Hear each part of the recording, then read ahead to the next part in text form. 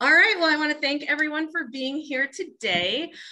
We are here to have a panel that will be discussing experiences being a member of our faculty cohort that has been learners this semester, actually year, in ACUE. And so ACUE is a course that's designed to help instructors learn and gain perspective on effective teaching practices, especially those that are high impact and evidence-based that help us improve our experiences, creating a supportive environment for our learners, focus on active learning, and being able to connect and meet our learners where they are. So building off of many of the themes that came up in our opening session yesterday. So we do have the recording set up here, right? We have everyone up on the screen and we have a mix of panelists. I will let them introduce themselves when it is time, but we have 4, 3 in person and 1 online. And they will be talking about their experiences. And we also have others in the audience that I can see are part of our ACUE cohort. So that's an excellent thing. We will welcome their participation as they're comfortable. So the first question that I have asked everyone to reflect on is simply an entry question where I'd like you to tell us a little bit about who you are and why you decided to join the cohort. So with that in mind, I'm going to look towards our panelists that are present and in person first, and that will give Stephen a moment to think about his response and we'll call on him. So Deb, Jennifer, or Jessica, who would like to start off with that first question about what drew you to the ACUE cohort? I can start. Excellent. So I'm Deborah Bowder. I'm the Research, Instruction, and Outreach Librarian here at Penfield Library. I'm one of 2. And so obviously instruction's right in my title. And I do a lot of classroom instruction, a lot of one-shot sessions. And I had seen ACUE prior to the pandemic, and it looked really interesting. And at that time I was thinking it was more for some of the other faculty. And then I actually spoke with you and sort of started to realize the amount of time that I'm spending in the classroom meant that it would also be good for me. So it's been, yeah, a really great experience. I sometimes think people don't realize how much librarians teach. So librarians we're in the classroom, but we're at the ref desk, we're at research parties. And so I have a lot of opportunities to teach, and I wanted to improve my skill set. I think that might lead into. Absolutely, we'll go right in order. My name is Jen Joyce. I work in Excel. I'm a coordinator for Focus Forward.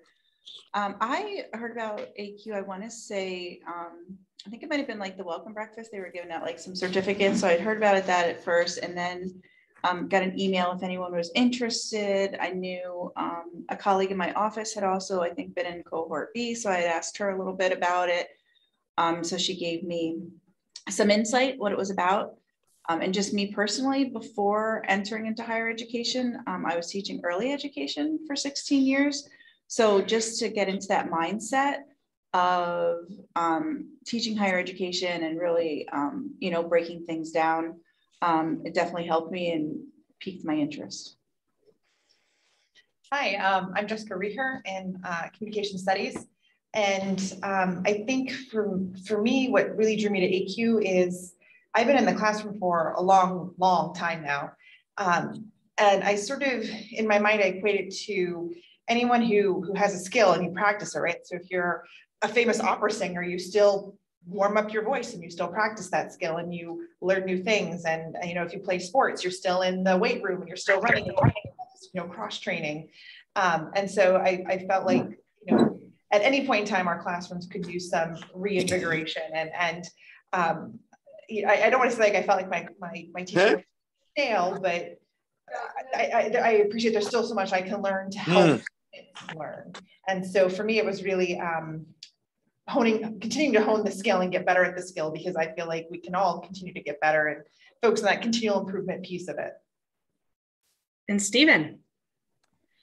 Yeah, I'll be a lot briefer.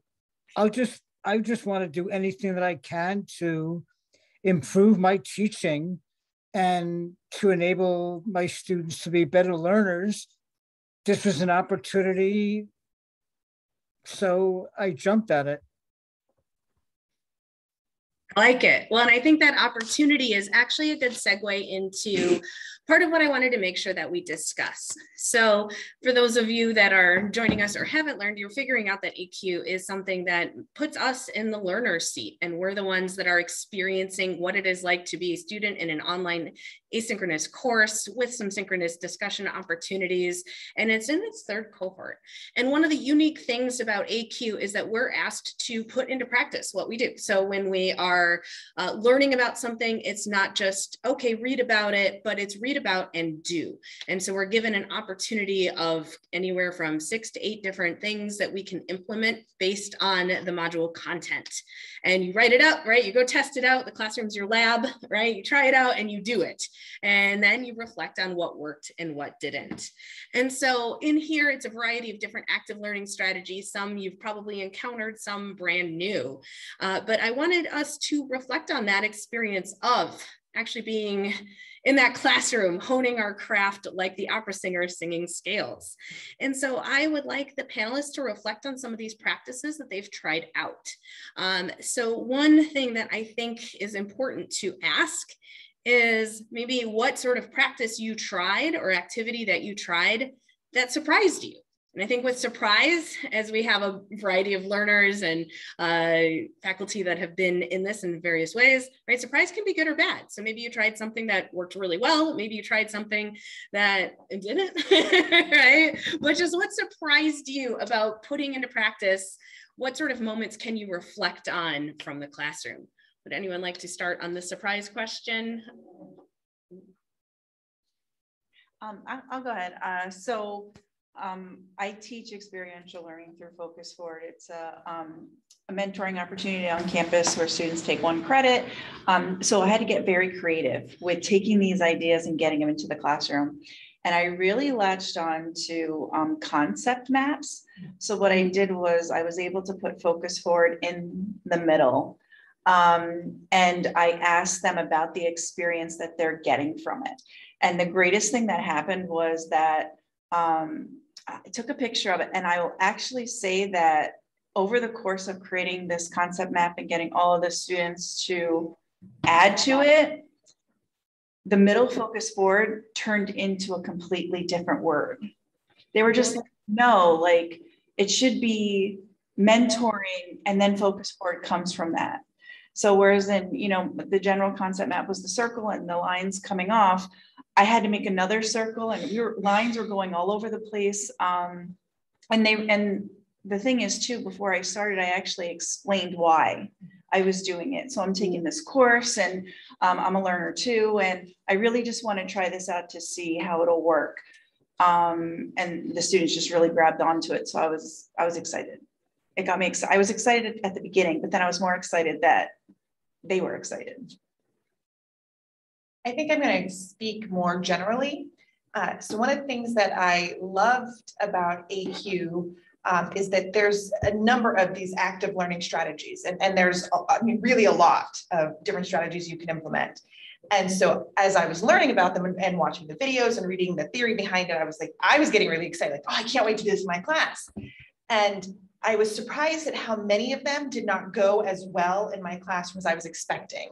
And I think, and this happened a number of times, which is why I'm not even latching on a single strategy, because students they're so accustomed to, I have my notebook, lecture at me, I will write everything down that's on your PowerPoint screen, and I'm gonna go home. And so for me to start to implement some of these, like, wait a minute, what do you want us to do? And some of these, especially things where they felt like I was no longer teaching them, you want us to teach ourselves? Like, that's why we're paying you. And so I was surprised at how resistant they often were to some of these things. Like, I thought this is going to be so fun. They're going to be involved. They're going to get to talk. They're going to learn. And they were just like, can you just do notes? And so I really had to focus, like you said, on that, explaining why we're doing this piece. And they often comment, like, it's important not just to do these active learning strategies, but to talk about why we're doing them and how research has demonstrated that it actually helps you learn. But I found, like, to a certain extent, they didn't want that. They were like, they're so used to what they've seen before. And I think it's not until we get, I don't want to say like a critical mass, but a critical mass of faculty who are doing this is sort of implementing these strategies where students are used to that, because they just don't expect that. So I was surprised how often I was out there like doing my song and dance and tap dancing for them, and they were just like, just give us notes. So I was surprised how much time I had to spend into setting up why we're doing this and why it's important. Andrea, I'll go next as Stephen, long as. go? Oh, kind of a two-part, somewhat disappointing thing for me is I took something that I learned in the fall semester, that we went over about having students work with me to set behavioral expectations for how the class should run. I tried that in my spring semester. And first, I was not all that thrilled with how few students really wanted to be involved in that process. I was explaining to them, hey, we're going to work together to set up everyone's expectations for what the course should be. But a lot of people didn't want to have involvement in that process. But still, we did come up with some expectations. And then the second kind of disappointing thing was the number of learners who did not want to follow the expectations that we had come up with as a group. It was nice in that I could remind, say, like when I saw somebody on a smartphone during class or something like that, I could say, don't you remember back in the second class when we worked on that expectation? But there were a lot of times that happened, and the reaction to when I said, don't you remember when we came up with this as an expectation for something that we wouldn't do? It was kind of like, oh, well, who cares type of thing. So that was a little bit disappointing. And just one last thing, don't get me wrong, there's a lot of things that did work well, but unfortunately, I did want to mention those things.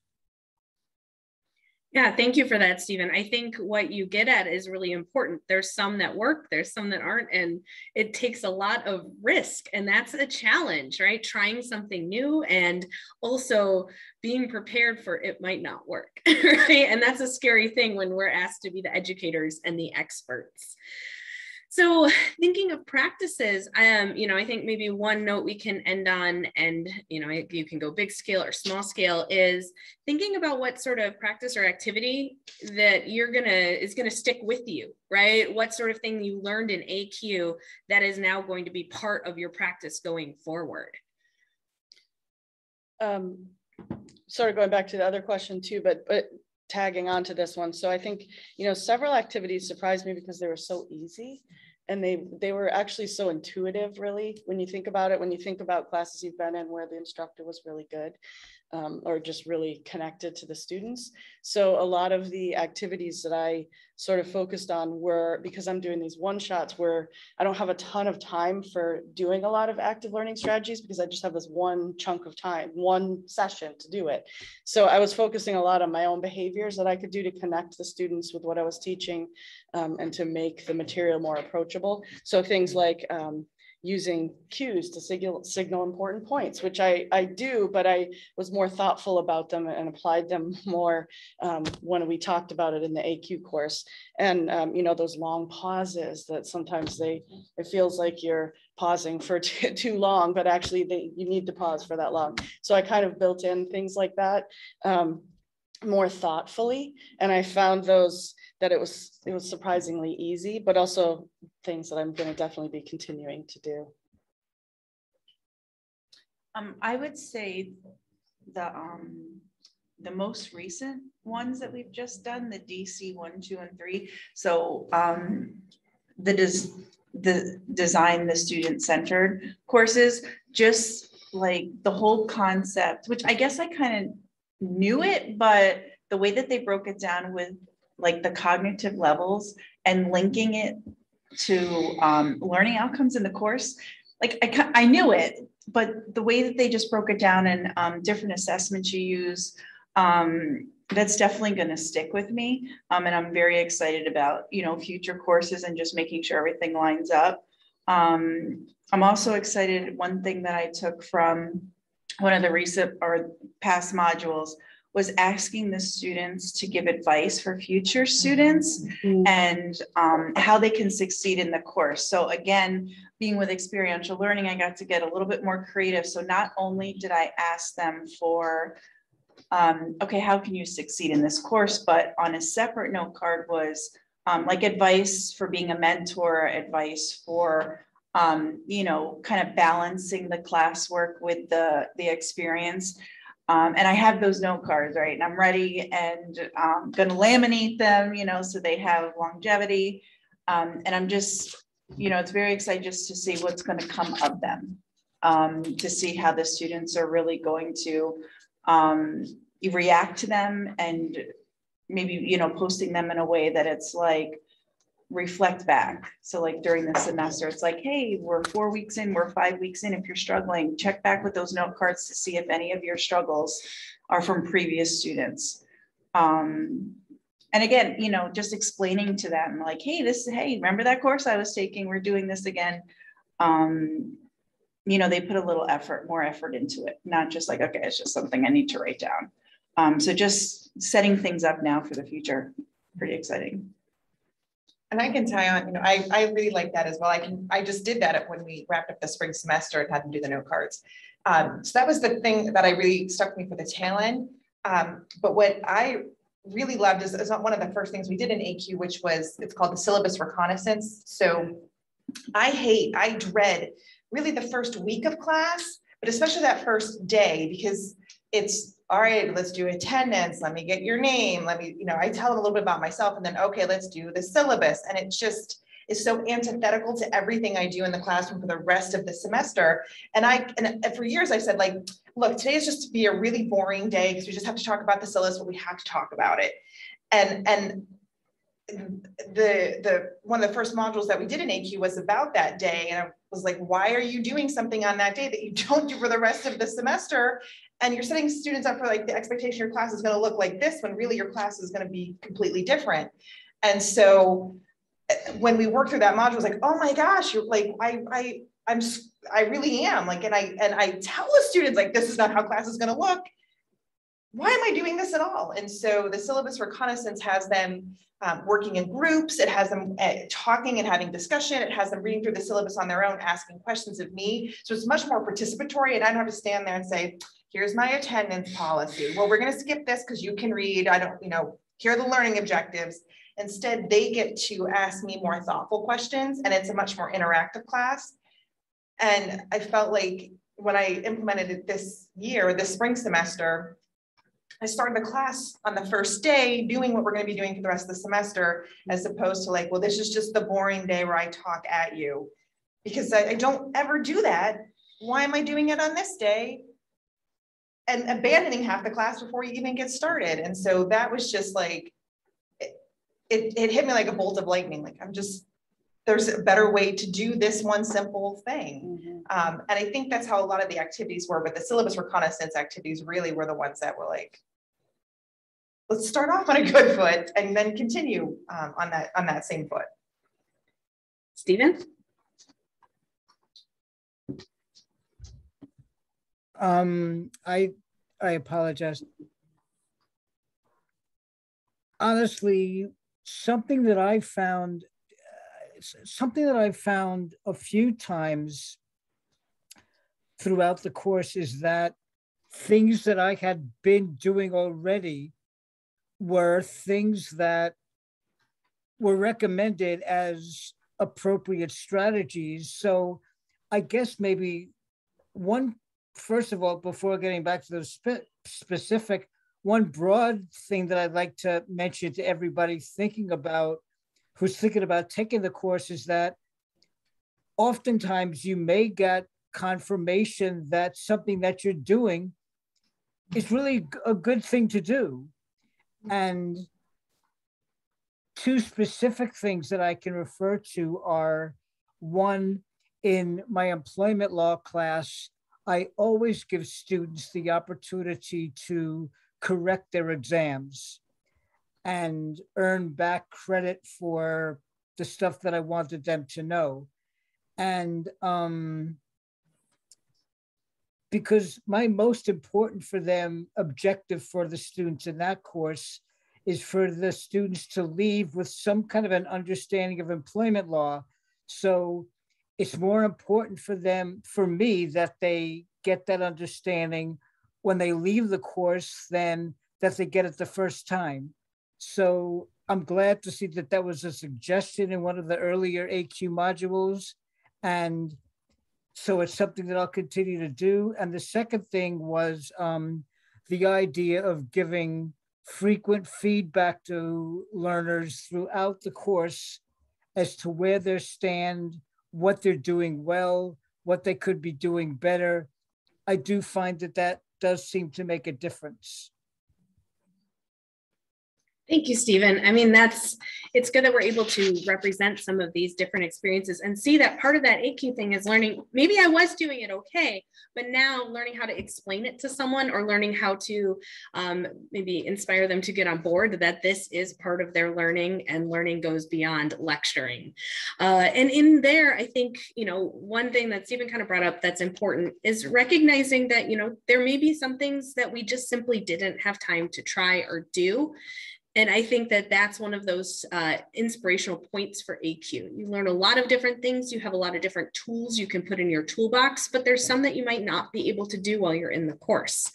So I'd like us to reflect on, if there's any sort of activity or practice that you wish you could try that you weren't able to.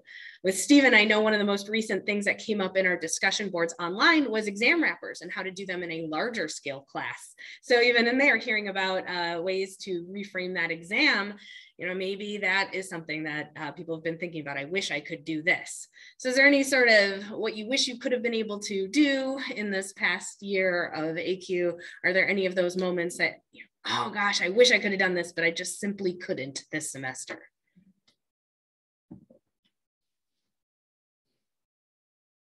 So the one that I would like to implement is called the fishbowl activity, and it's intended to help students to read. And I am sure I'm not alone when I say that I have trouble getting students to read the content and then to come to class prepared. And so I will have, the 2 or 3 students who are going to read every word that I put out in every chapter, article, whatever. And then you get the few who kind of open it and are like, wow, this is really boring. And they try to get the highlights and then they stop. And then the ones who just don't even bother to open it. And I have a couple of classes in which those readings are really, really important. Not that they're not important in every class, but in a handful of my classes, for example, I teach a film class, a rhetoric of film. And they really need to have read these articles because they examine films from this particular perspective. And the whole week that we do on this one film is structured around the article. So if you come in not having read that, you're at a huge disadvantage. And I've tried article quizzes. I've tried all these different things to get them to read, and it hasn't worked. And so the fishbowl idea is that you put all the students' names into a fishbowl, and at the beginning of class, you pull out 4 names, you put them in a circle, and they discuss. And then the rest of the class sits sort of around them. It's about a 20-minute discussion, and it's just among the 4 people whose names were pulled out of the bowl. And so it becomes very apparent very quickly who did not do the reading and who's not prepared. And so it's tied to an assessment, and it's tied often to discussion points or participation points or something like that in your class. And by the time we got to that this spring, we were already like halfway through the semester. And the way my class is structured, there's 1 article a week, and it felt like it was too hard to implement it in the middle and to switch gears as to how we had been doing it already. And I already had these sort of article quizzes set up. And so I didn't get to engage it because I feel like it has to really be tied closely to the grade. I think it has to be started from the beginning of the semester. We're going to do this once a week. Your name is going to be pulled. You're going to need to be prepared. And so I think I need to spend more time just setting it up from the beginning, and just didn't feel like something I could switch gears in the middle and actively do and make it equitable to all the students. And so I didn't do it, but it's on my list of like, this is something that has got to come in, because I think that that's going to help encourage them to read when they know that they could be on the spot. And so while, the first few might not go so well because they're like, well, I'm probably not going to get pulled. Once they see people sort of staying in that hot seat, like, Yes, that was really interesting too when I read that, that hopefully it will encourage them to do those later readings.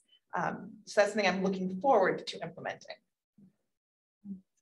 Bailout, or like, yeah, you admit I didn't do the reading. I'm thinking I'm going to do something like that, right? So if you want to bail out, okay, I'll take your name out this time. I'll pull somebody else and I'll pop you back in. So yeah, I'm thinking of something along those lines. Some sort of virtual token, sort of, I can cash in. Might not work for building community, but that's okay. Exactly. So yeah, and that's part of why I think I need to really set this up in the beginning, because if it's not, and you don't have those expectations, those parameters set up, I think it would fail pretty miserably. But it's a cool idea. I'm hoping it goes well. I'll let you know if it does or does not. I mean, over the length of the course, taking notes, and I was starring things that, I really wanted to try and can't do it now, we'll do later. And within the first, couple of modules, I found myself actually starting like a separate piece of paper for all of my different classes, and specifically writing down those ideas on the paper. My paper set up. So there's definitely a few, and just with, my one course with Focus Forward, I keep talking about it, but it's a lot of our class time is spent at the experience.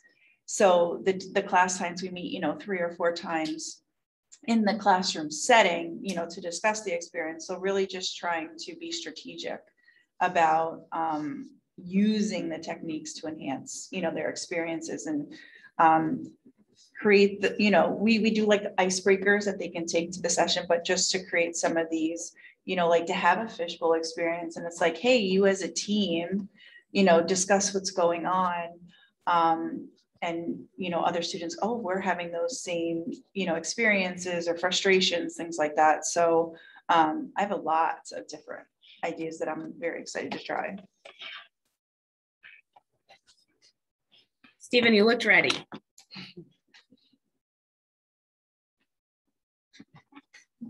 I looked ready. Yeah. Oh, okay. I guess maybe is that because I'm the only one who doesn't have my screen muted? I don't know. I guess I have to be honest and make an admission, which is that there were some things that I decided beforehand, well, I just don't think these are going to work. So, or I don't think I'm going to have enough time, so I didn't try them. For example, and some of them related to the group activities. I forget the exact names of them. The jigsaw and I don't remember all of them, but there were a couple of times that, in reflecting back, now I can think maybe I should have done these things. Like, for example, when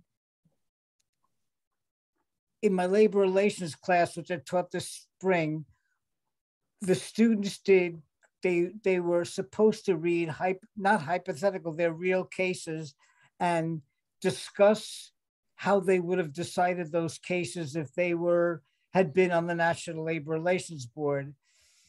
And that would have been, in reflecting back, I think that would have been a great opportunity for me to say, okay, now I'm going to put 3 of you in a group, maybe 3 of you who don't even know each other, and discuss how you would have decided the case and come up with what you would have decided. But I guess my own fears and a couple of things inhibited me from trying that. 1, I was afraid we'd run out of time.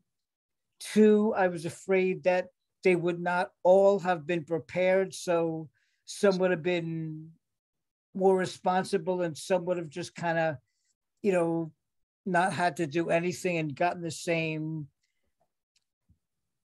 So I kind of blame myself for not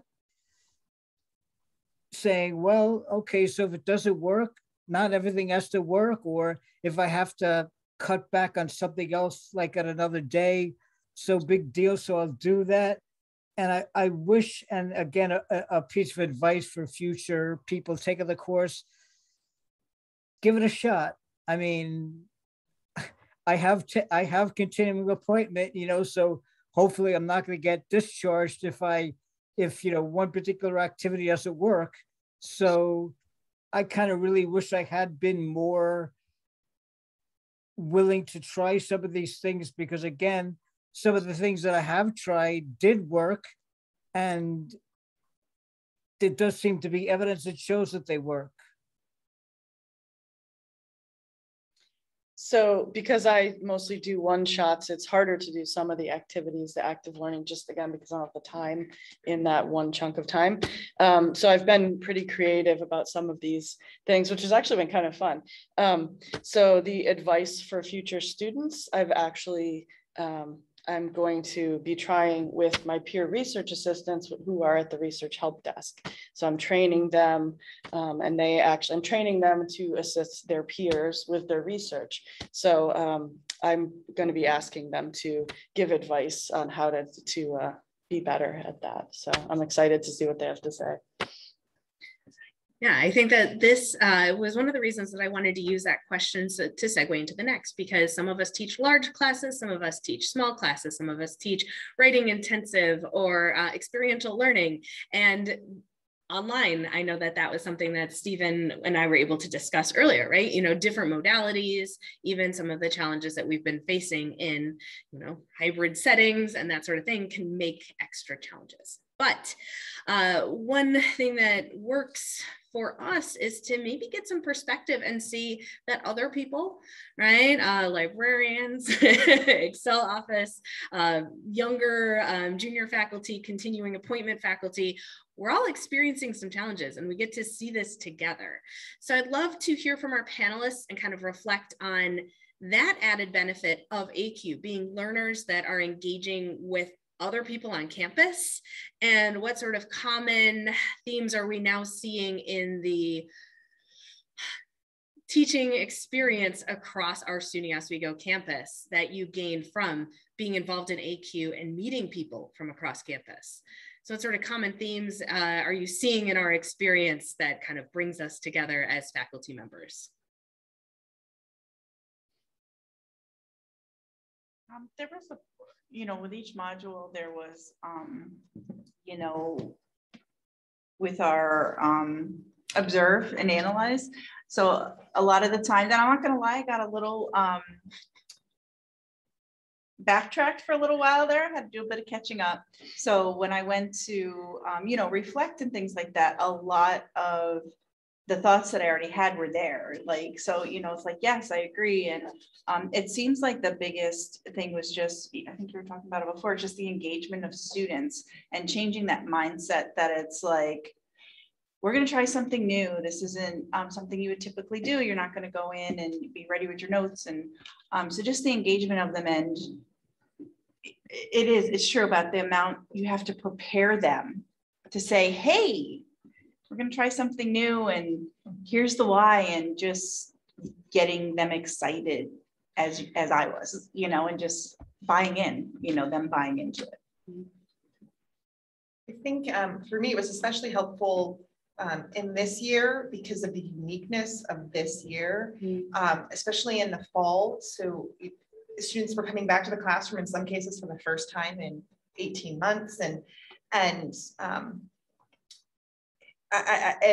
this year I felt especially difficult just from a teaching perspective. We hit the end of the year and I was like, thank God this year is done. And I remember thinking, I said to somebody in October, like, I feel like we're at March levels of stress and anxiety for faculty by mid-October, partly based just on the students and what it was that they, I don't want to say didn't have, because that sounds negative, but just, I don't even know what it was, right? It was partly mental health, it was partly just some of the socialization, just some of the skills that they lost over the couple of years they were in the pandemic. And I felt for a while like I was an island, like it's just happening to me. Am I insane? Has something flipped and I'm just all of a sudden a really terrible instructor and I can't engage my students and it must be me. And then being part of the group and reading the discussions, I realized that this was something, it didn't matter what your discipline was, it didn't matter what area of campus you were from, everyone was experiencing that same thing from students and feeling those same sort of struggles. And it helped to sort of talk that through and be aware of that. And interestingly, I had commented in one of the really early discussion forums in the fall about, a lot of people said that they have sort of these two camps of students, right? The ones who are working and they're on their game and they're turning things in, and then the others who are failing, not because of the content, because they're just not doing anything. And so I had joked that I had a camel, you know, instead of like your traditional bell curve, you have the camel where like there's this hump of like A's and B's and then like no C's, and then like the D and E hump. And so just this week, somebody, and I forget who it was, posted a follow-up to that question, was like, hey, how did this semester go? Do you still have that camel? Or did grades sort of, you know, even back out to normal? And so I thought it was interesting, like just as a cohort, that everyone was experiencing those same things, and we could sort of talk through how we were solving that problem together. And the good news is that the camel is gone, for at least for me this semester, and it returned to a more normal sort of breakdown of grades, where I still had a couple who were failing, but not quite in the same way that the fall. But I thought I really benefited, I think, from that shared experience and realizing it's across discipline, it's across years, it's across large and small lectures, it's just across the student population and the faculty population that we're experiencing the same thing. Yeah, I would second all of that. You know, the student engagement has been a real challenge. Stephen? I can't really add a lot to this because honestly, I did not go through the course always at the same pace as everybody else. And I really kind of wish I had, because I often found myself going back and seeing comments that other people in the cohort had made on the videos or the recordings, and kind of wish that I had been more engaged during that time. So I found myself a lot of times nodding to something that maybe Bastian or Gwen or somebody had written in response to one of the comments that was already in there, but I was doing it kind of after the fact.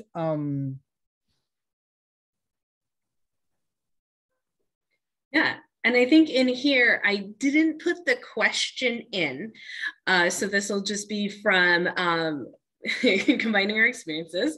One thing that I wanted to ask this group too is just advice for future people, right? One of the reasons I did the ACUE cohort was someone before me had done it and gave me the advice simply to do it and try it. And that was someone I could turn to. But I think in here, we're kind of getting at an important thing. We learned that part of active learning is creating that environment where students can get advice from other students that were previously in the seat. So my unscripted question to all of you is, what advice would you give faculty as they're considering signing up for ACUE? We may have another cohort, or even simply putting into practice that you need to try some things and you need to hone your craft. What advice do you give to other faculty about being an educator in this day and age? What advice would you give them? I'll start first, and because I will just kind of quickly summarize the advice that I've sort of already given, which is one, and probably the biggest one is, it's kind of don't be afraid to try something. And even if the first thing that you try doesn't work, then just don't throw up your hands and be discouraged and say, well, I'm not going to try the second thing, because maybe the second thing will work. And I found it wasn't so much a matter of trying, like as I mentioned, that idea of having the students work with me, the learners work with me on creating the course expectations. Well, that didn't work as well as I would have liked it, but other things did work.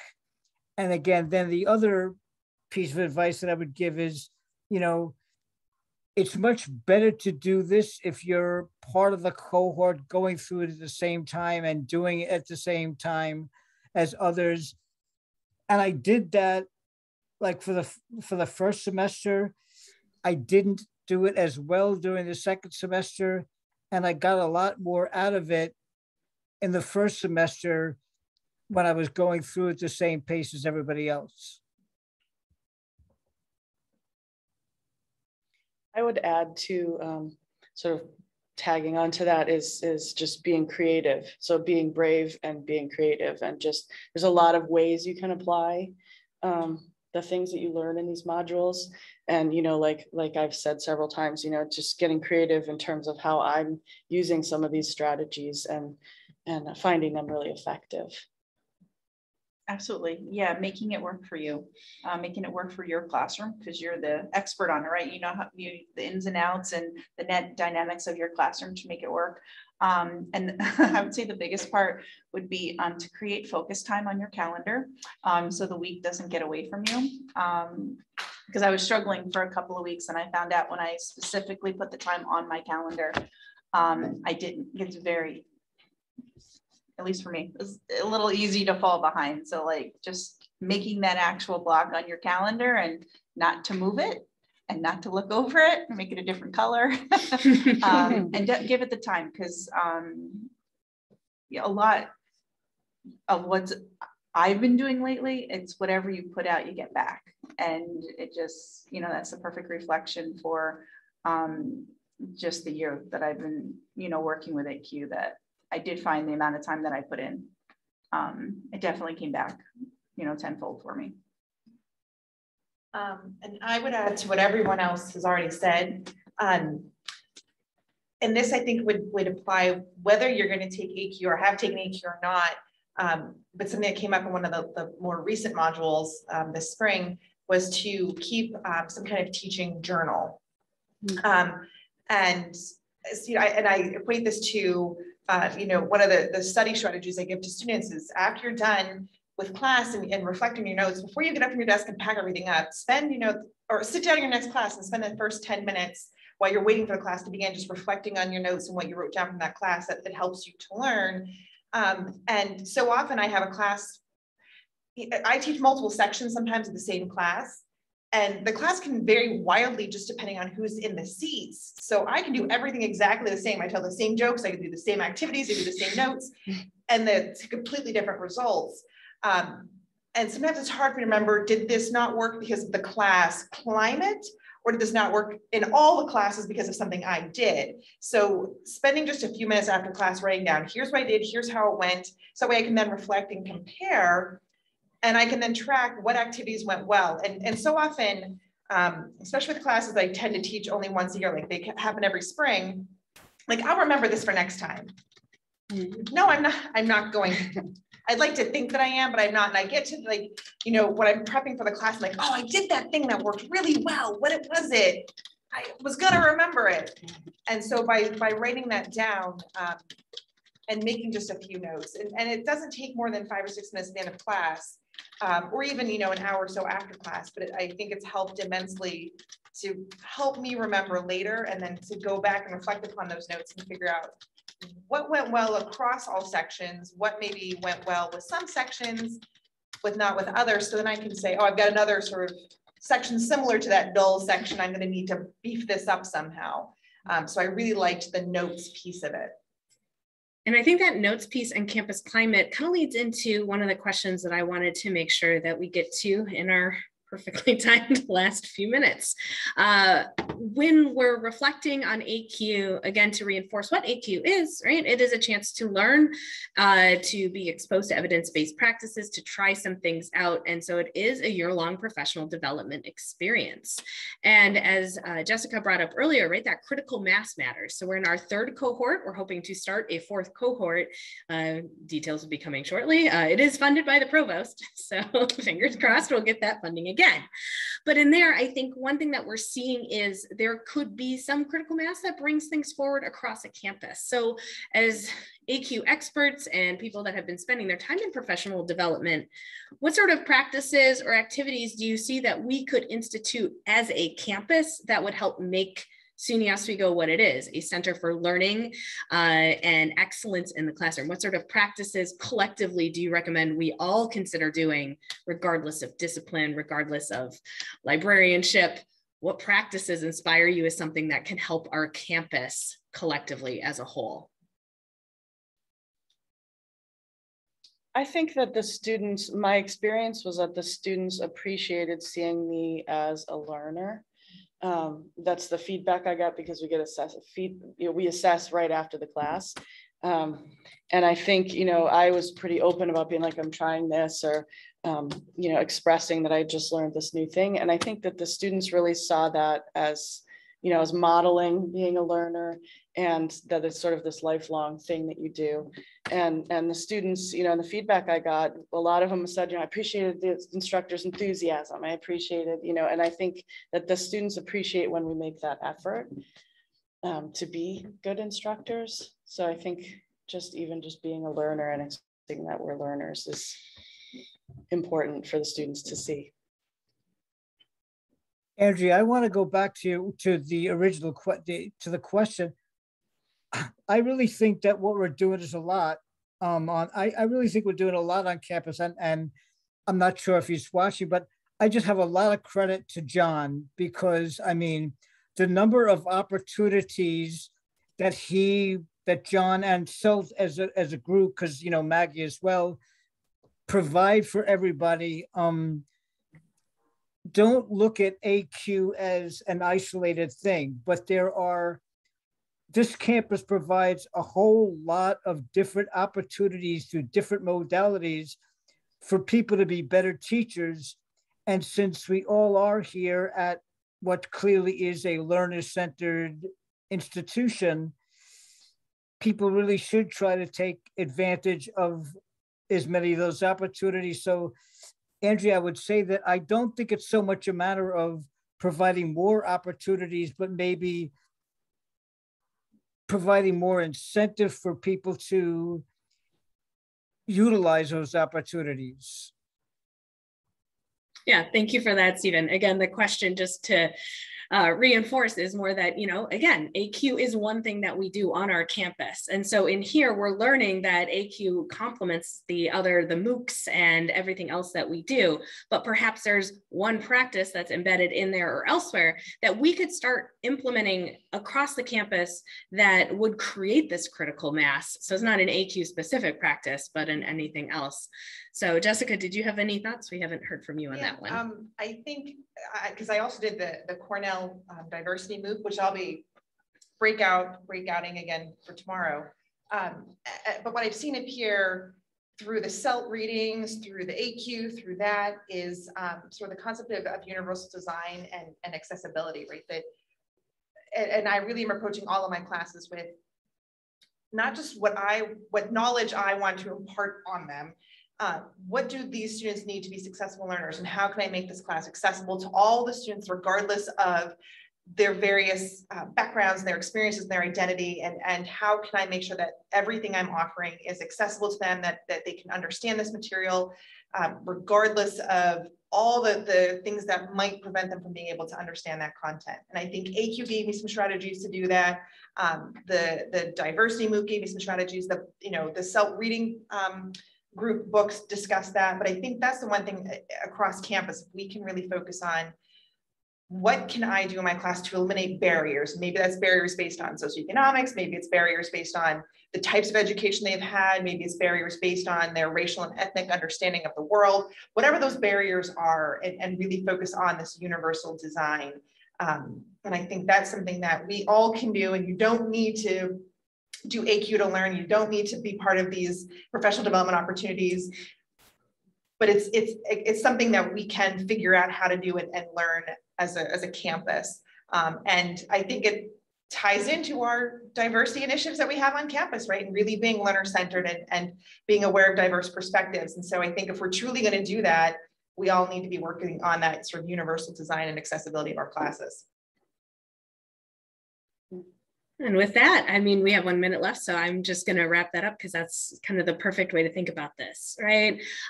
We are a campus that puts a lot of effort into making sure that students and faculty have opportunities to recognize the importance of the classroom, right? From the triaging and coming in and doing a one-shot moment to semester-long courses. And I would say that those that are interested in, right, we have kind of those, it's kind of like the Deb Bauer model. You can come in and do like like a one-shot. You can come to a reading group, you can come to a CELT workshop, but ACUE is set up where it is a year-long experience and brings those things together. So, you know, I want to thank those that have put in the time, right? We're in our third cohort. Gwen was in the audience and she was part of our cohort. We've had people across campus. So we look forward to continuing this as a complementary model to help. And I want to thank our panelists for being able to bring this forward and tell us and have us see that, you know, ACUE is one of the many opportunities to be part of on campus that brings us together. So thanks, Stephen. Thanks to Jess. Thanks to Jennifer. And thanks to Deb for being here. And thanks to everyone in the audience, right? We appreciate this hybrid moment. So any questions about ACUE, you can contact John, Maggie, myself, and I would stay tuned for some information to go out like last year to apply and be part of another cohort, fingers crossed. All right, thank you all so much for being here. Thanks for being here in person. Thanks for being here online. Maggie, am I cool to hit end because it's 9:51? Excellent. All right, and thanks, Stephen. We'll see about keeping to facilitate, right? Okay, bye.